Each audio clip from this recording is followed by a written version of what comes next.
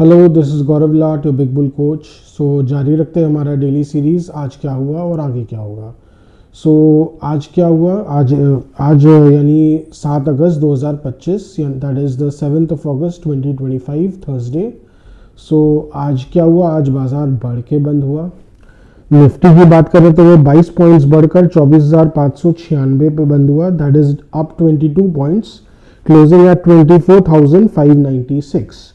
और bank Nifty की बात की जाए तो वो 110 पॉइंट्स चढ़कर 55,521 पर बंद हुआ, that is up 110 points, closing at 55,521। So आज सुबह को बाजार खुला तो गिर के ही था, कमज़ोर ही खुला था। वैसे खुलना ही था क्योंकि ट्रम्प बाबू का जो वो फिर से कल बॉम्ब फूटा था, जो कि जिसकी धमकी उन्होंने परसों दी थी यानी मंगलवार को, और वो कल फूट ही गया। उन्होंने बोला ही था कि 24 घंटे के अंदर अंदर मैं फिर से बॉम्ब फोड़ूंगा, और वो फोड़ दिया उन्होंने। सो 25% का और टैरिफ लगा दिया भारत पर, ये बोल के कि भारत रशिया से तेल खरीद रहा है और वो बहुत नाराज़ चल रहा है भारत से, सो वगैरह वगैरह तो लग गया। अब जो टैरिफ है, जो 50% का टैरिफ है, इसका असर ये है कि बेसिकली सारा इंडो यूएस जो ट्रेड है वो कोलैप्स ही कर जाएगा, क्योंकि 25% तो फिर भी वर्कआउट किया जा सकता है, जैसा कि सभी एक्सपोर्टर्स है और जो भी मैन्युफैक्चरर्स है वो बोल रहे हैं कि वो कुछ वो एब्जॉर्ब करके और कुछ जो है वो इम्पोर्टर्स है वो सब एब्जॉर्ब करके 25% तक तो मैनेजेबल हो जाता है, पर उसके बियॉन्ड मैनेज नहीं हो पाता है। तो 50% टैरिफ लगने के कारण तो बेसिकली जो ग्लोबल ट्रेड है वो, माने जो एक्सटर्नल ट्रेड है, इंडो यूएस ट्रेड है, वो तो ख़त्म ही हो जाएगा बेसिकली। सो और उसके अलावा सुबह को अगर बात करें तो 10-11 बजे के टाइम में जो न्यूज़ चैनल्स हैं उनमें जितने भी कंपनी मैन्युफैक्चरर्स हैं, कंपनीज के सीईओज हैं, सब ने काफ़ी कहा भी कि हाँ ऑर्डर कैंसिलेशंस शुरू हो गए हैं, और एकदम इन ग्राउंड इसका इफ़ेक्ट देखने को मिल गया है। बिकॉज अब कितना निगोशिएट करेंगे, वो भी जब स्थितियाँ इतनी बिगड़ जाती है तो फिर कोई रिस्क लेना ही नहीं चाहता है। सो यही प्रॉब्लम था, नेगेटिव सेंटिमेंट था ही, बेरिश सेंटिमेंट, और जिसके कारण बाजार नीचे जा ही रहा था। वैसे निफ्टी जो है वो 24,600 के नीचे खुला ही था, उसके बाद वो धीरे धीरे थोड़ी सी रिबाउंड आई, नो डाउट, उसको संभालने की कोशिश की गई कुछ देर के लिए, पर ज़्यादा संभला नहीं, फिर धीरे धीरे जाते ही चला गया। इनफैक्ट निफ्टी जो है वो 24,400 के नीचे ही चला गया, 360 के लेवल तक गया। उसके बाद फिर धीरे धीरे थोड़ी इनिशियली कुछ रिकवरी आई, पर उसके बाद फिर एकदम धड़ाकेदार रिकवरी आई बाज़ार में। 2 बजे के बाद तो एकदम ज़बरदस्त रिकवरी आई। ऐसा इसलिए क्योंकि डाउ फ्यूचर्स में अच्छी लेवाली आई। डाउ फ्यूचर्स जो कि थोड़ा सा मंदा ही था, वो एकाएक 200 पॉइंट्स प्लस हो गया।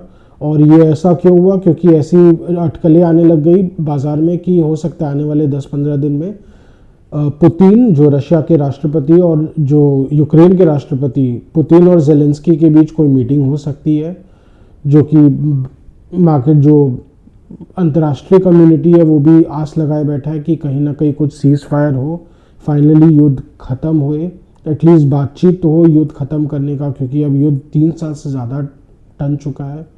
सो उसने बाज़ार को काफ़ी इन्फ्यूज़ किया, नो डाउट, बहुत ऑप्टिमिज्म आया मार्केट में उसके कारण, even if this is a rumour, हालांकि ऑन ग्राउंड कुछ भी कंफर्म नहीं है। उसके अलावा रिपोर्ट्स है कि पुतिन हो सकते हैं भारत आने वाले हैं। ऐसी अटकलें हैं कि हो सकता है वो 15 अगस्त के लिए ही आ जाए, राष्ट्रपति पुतिन 15 अगस्त के सेलिब्रेशंस के लिए।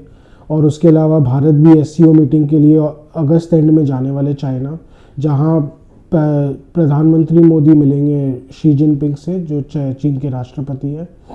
तो भारत भी अपनी तरफ से पूरी कोशिश कर रहा है अपनी ग्रुपिंग बनाने का, और अमेरिका को भी शायद मैसेज देने के लिए कि तुम जो कर रहे हो उसका भी उल्टा असर होगा, तुम जो कर रहे हो कि इस तीनों को साथ में ले आओगे, और वो होने वाला है ऐसा लग रहा है।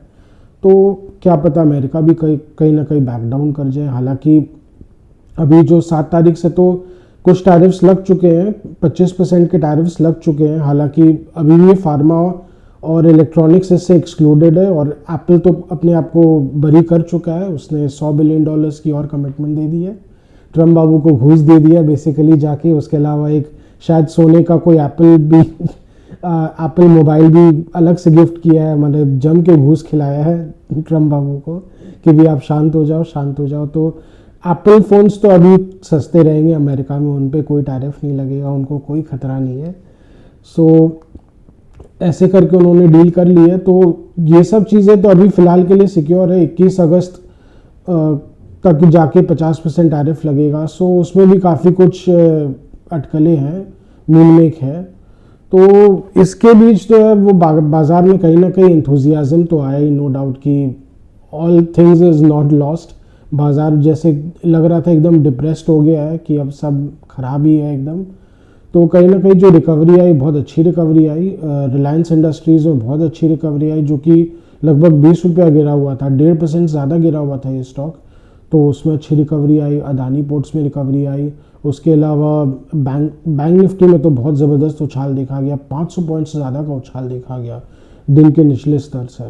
और मिड कैप्स और स्मॉल कैप्स में भी उछाल देखा गया। HDFC बैंक में बहुत अच्छी लिवाली आई। HDFC बैंक तो जैसे एक टूल बन गया, जब भी बाजार को संभालना है तो बस HDFC बैंक ले लो, एक आध इधर उधर और शेयर ले लो, बस बाजार संभल, निफ्टी तो संभल जाएगा, बाकी बाजार का पता नहीं। पर हाँ, उस कहीं ना कहीं एक्सपोर्टर्स को जितने भी है उनको काफ़ी रिलीफ मिला। काफ़ी सारे एक्सपोर्ट ओरिएंटेड स्टॉक्स जो है वो काफ़ी टूटे हुए थे, उनको बहुत रिलीफ मिला है। और उसके अलावा टाइटन इंडस्ट्रीज़ के रिजल्ट्स बहुत अच्छे आए, 1000 करोड़ से ऊपर के प्रॉफिट्स आए हैं। तो क्या पता ये स्टॉक भी कल तेज़ रहे, कहीं ना कहीं इनके मार्जिन्स बहुत अच्छे हुए हैं। हालांकि सेल्स ग्रोथ उतना नहीं हुआ है, वो तो ऑलरेडी वॉल्यूम्स जो है वो नॉर्मली वो तो क्वार्टर एंड होने के सप्ताह भर बाद रिलीज़ हो ही जाते हैं। तो कहीं ना कहीं वो सेल्स तो बाजार को मालूम ही था कि आएगा, पर कहीं ना कहीं उन्होंने मार्जिन्स अच्छे किए हैं, तो उसके कारण अच्छा 1000 करोड़ से ऊपर का जो उन्होंने प्रॉफिट दिया है। सो ये बाजार को हो सकता है कल पसंद आए। हाँ, हालांकि जेम्स एंड ज्वेलरी स्टॉक्स है, इन जनरल ये जो सेक्टर है ये हेविली एक्सपोज्ड है यूएस मार्केट्स के लिए, बिकॉज बहुत बड़ा डिमांड है यूएस में इंडियन जेम्स एंड ज्वेलरी का। They are major exporters. And problem ये है कि ये जो बाज़ार है ये बहुत कमती मार्जिन में चलता है, 4 से 5% के मार्जिन पे ये मार्केट काम करता है। तो इस पर अगर 50% की ड्यूटी कंफर्म हो गई तो ये सेक्टर के लिए तो बहुत ही ख़राब है। काफ़ी सारा जो जेम्स एंड ज्वेलरी का ट्रेड मोस्ट लाइकली ये फिर मिडल ईस्ट और पाकिस्तान की ओर डाइवर्ट हो जाएगा। तो इसमें तो भारत को बहुत बड़े पैमाने पे हाथ धोना पड़ेगा अगर कोई ट्रेड डील नहीं हो पाई। हाँ, हालांकि डोमेस्टिक मार्केट तो है ही भारत का। सो ऐसा नहीं है कि इन कंपनियों का पूरे बाजार ही ख़त्म हो जाएगा, बट एक्सपोर्ट के मामले में US market probably is around 50% of the entire market. और कई सारे ज्वेलर्स हैं जो जैसे साउथ के ज्वेलर्स है, जैसे जॉयलुकास है, इनके बहुत सारे स्टोर्स है यूएस में। मलाबार गोल्ड है, इन्होंने यूएस में, चूँकि इंडिया में चूँकि काफ़ी बड़ी इंडियन कम्युनिटी अभी यूनाइटेड स्टेट्स में भी हो गई है, तो इनके भी बहुत तगड़े प्रेजेंस है वहाँ पे, और अच्छा डिमांड, वहाँ से अच्छी डिमांड आती है, तो वो इफेक्ट हो जाएगा, that trade will get affected. But जो लिस्टेड स्टॉक्स है उनमें कहीं ना कहीं थोड़ा कंसर्न रहेगा। बट ठीक है, आज कहीं ना कहीं लेवाली भी आएगा, ये देख के कि अपॉर्चुनिटी भी आ गई है, चलता रहता है बाजार में। हाँ, ये कि आज की जो रिकवरी है ये कहीं ना कहीं ड्रिवन बाय 2 फैक्टर्स थी। DIs ने बहुत अग्रेसिवली आके लिया है, अग्रेसिव DI बाइंग आया, न्यूज़ फ्लो आया पॉजिटिव। उसके अलावा काफ़ी सारे शॉर्ट पोजीशंस क्रिएट किए गए थे। काफ़ी दिन से बोले ही जा रहे हैं कि FIs ने काफ़ी शॉर्ट कर रखा है मार्केट को, हो सकते ओवरऑल शॉर्ट सेलिंग भी बहुत हो रही थी मार्केट में बेरिशनेस के कारण, और कॉल राइटिंग बहुत ज़बरदस्त पैमाने पे हो रही थी। तो आज की जो रैली है कहीं ना कहीं शायद कॉल राइटर्स को पनिश करने के लिए भी आई है, तो बहुत अच्छे से उसको इंजीनियर किया गया लगता है। एकदम लास्ट में ज़बरदस्त लेवाली, एक तरफा लेवाली की गई कि कहीं ना कहीं जो कॉल राइटर्स है उनको अच्छे से पनिश किया जाए, और वो पनिश हो ही गए एक तरह से देखा जाए तो। एकदम उस मामले में तो एकदम सिट्टी बिट्टी गुल कर दी, इतनी ज़बरदस्त लेवाली आई। सो पर देखते हैं कि अब ये तेज़ी टिक पाती है कि नहीं। हालांकि अगर आज की जो DIs के जो बाइंग फिगर है ऑलमोस्ट 11,000 करोड़ के पास उन्होंने लिया है, अगर FIs के टक्कर की लेवाली वो करते रहेंगे, ढंग से लेवाली करते रहेंगे, तो फिर आज की रैली है वो सस्टेन रहनी चाहिए। तो हो सकता है क्या पता 25,000 के लेवल्स वापस भी देखने मिले because of shift in momentum, और शिफ्ट इन मोमेंटम के कारण और तेज़ी से बाजार बढ़ता है कई बार। हाँ, ये बात अलग है कि अगर DIs की फॉलोअप बाइंग नहीं रहती है तो फिर आज का जो बाउंस है वो भी अगेन होल्ड कर पाना बाजार के लिए मुश्किल रहेगा। So it will be interesting to watch out for the next 2-3 sessions. और उसके अलावा न्यूज़ फ्लो क्या इम्पैक्ट करते हैं, यूएस मार्केट का क्या इम्पैक्ट रहता है, उसका भी कुछ ना कुछ प्रॉब्लम चलेगा ही। हालांकि अभी जो है गिफ्ट निफ्टी थोड़ा डाउन हो गया लगभग 40 पॉइंट, थोड़ा ठंडा होना तो लाजमी है। उसके अलावा यूएस मार्केट भी थोड़ा ठंडा पड़ गया, तो ये तो चलते ही रहेगा, इंट्राडे वॉलेटिलिटी तो होती ही रहेगा।